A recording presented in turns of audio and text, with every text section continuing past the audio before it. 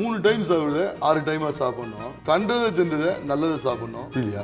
இப்போ 3 வேளை சாப்பிடுறதே நிறுத்த சொல்றாங்க சில பேர். இப்போ நீங்க 3 வேளை சாப்பிடுறது 6 டைமா சாப்பிடணும்ன்றீங்க. அதுதான் நிறைய பேர் தெரியாத ஒரு தப்பான ஒரு கைட்னஸ் பண்றாங்க. என்ன சாப்பிடணுன்றது ஃபர்ஸ்ட் நல்லா தெரிஞ்சுக்கணும். நம்ம உடம்பு தன்மை என்னன்னு தெரிஞ்சுக்கணும். அந்த பாடிக்கு ஏற்ற மாதிரி ஒரு நல்ல ட்ரெயினர் கிட்ட போக சொல்ல, நான் நல்ல ட்ரெயினர் சொல்லல, ஏதோ என்ன போல ஒரு நல்ல ட்ரெயினர் சொன்னது இல்ல, ஏதோ ஒருத்தர் ட்ரெயினர் நல்ல ட்ரெயினர் இருப்பாங்க கர்நாடகா இருக்கு சரியா?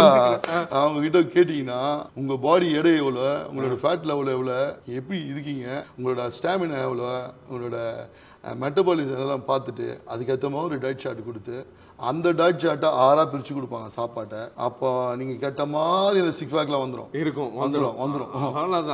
அது வாழ்நாள் ஃபுல்லா நல்லா இருப்பீங்க.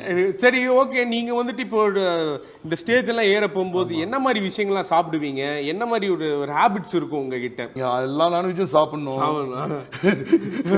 அதை எப்படி சாப்பிடணும் தான் மேட்ரு. எல்லாமே ஃபேட் இல்லாத சாப்பிடணும், ரொம்ப காரம் இல்லாத சாப்பிடணும், முடிஞ்ச வரைக்கும் அதை பாயில் பண்ணி சாப்பிடணும்.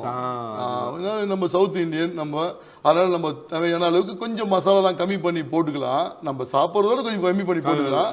ஆனால் நான் எப்பவுமே கொஞ்சம் டேஸ்டாக சொல்கிறேன். என்னோட ஒய்ஃப் இருக்கிறாங்க, அவங்க தான் என்னோட ஸ்டஃப்பு, என்னோட எப்படி சொல்கிறேன், என்னோட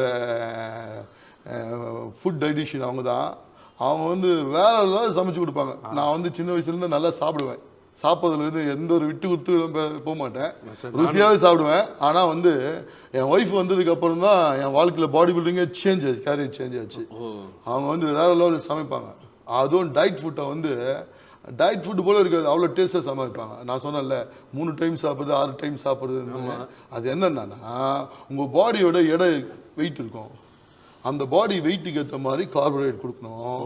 அந்த பாடி வெயிட்டுக்கு ஏற்ற மாதிரி புரத சக்தி கொடுக்கணும், நார் சக்தி கொடுக்கணும். அதெல்லாம் கொடுத்து கரெக்டாக பேலன்ஸ் பண்ணால் நீங்கள் எப்படி கேட்குறீங்களோ அப்படி உங்கள் பாடி செய்யும். நீங்கள் செய்யத்தால எக்ஸசைஸ் பண்ணால் தானாகவே பாடி வந்துடும். அதுக்கு சரியான முறையான ஒரு பயிற்சியாளர்கிட்ட போயிட்டு இந்த கரெக்டாக நம்ம கற்றுக்கிறேன்னா பின்னாடி ஒரு பிரச்சனை நான் சொல்லட்டுமா? நிறைய பேருக்கு ஹார்ட் அட்டாக் வரும். என்ன மாதிரி சொல்றீங்க?